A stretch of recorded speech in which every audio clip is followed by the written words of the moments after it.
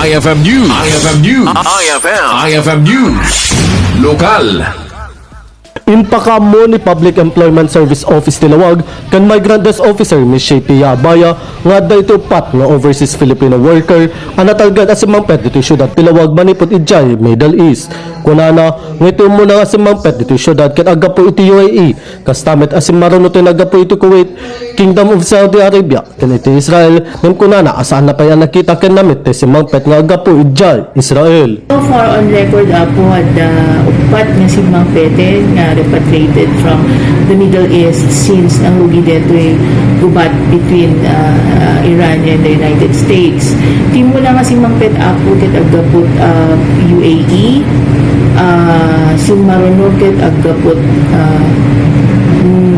Kuwait, maikatlo ket agapot Kingdom of Saudi Arabia. And then adani baga kada kami apo nga in-report ni Kapitanda mismo nga adda simang bet nga agapot Israel apo ngem haan pay nga nai-report kada kami tinagan na when mo naipakaamo kada kami nga or hangko pay nga namit apo.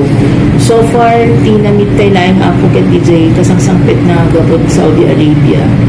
DJ imo na in Manao dito syudad tayo na paniti sa bali nga lugar tapos na Times, tisin maruno na kasalita kidi na minsan nga aldaw ket ko na naget okay met lang isuna at may katlo so far ako di ko na naget okay met lang met isuna awan met unay ti bad experiences na although yes a little nga na medyo narigat the experience na again as compared to the others na traumatized nga hanga tagating simang pet generally medyo okay ti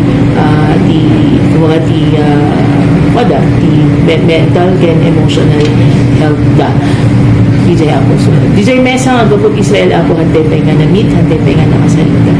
Mainagi ti daytoy inbatad ni Miss Abaya adi gitoy asimang pet manipod Middle East ket DJ Manila ang nagdiretso iti flight da ket ditoy akadwada ni OWA administrator asimang pet ket sanda ang napuutan asimang pet gitoy nga OFW. Lumalagip yung apo at in parwar nga advisory ti City Government of Lawag nga inapruba na niya apo mayor tayo ni apo Honorable James Brian Q. Alcid nga amin nga agsang pet via plane or via bus ket masundo da kuma.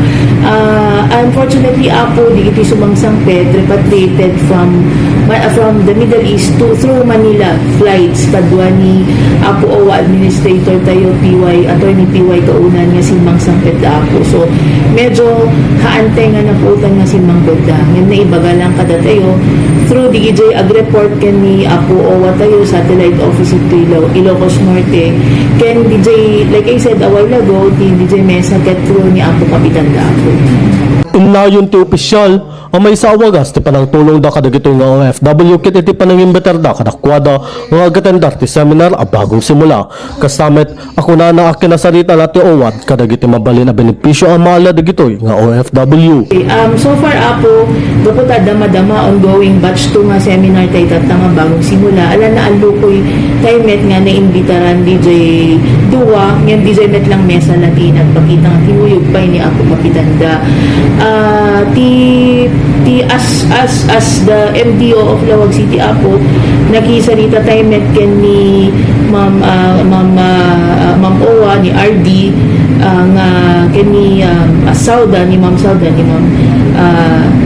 Isa about DJ the medical needs da apo mai coordinate ken ni OWA apo and then i-review da and then da masapol apo nga medical assistance be it psychological or medical adda mabalin nga maitulong ti OWA apo. Inyo na unay ni Miss Abaya nga iti MDO ket awan may paida pinansyal na tulong kadigitoy nga OFW ngem kunana nga agaramid da iti programa para kadakwada tapno may payanda iti oras ang kabasit laeng at tulong para kadigitoy nga OFW. Para iti IFM News, Idol Rain Santos, Tatak, IFM. IFM News. IFM News. IFM News. Lokal.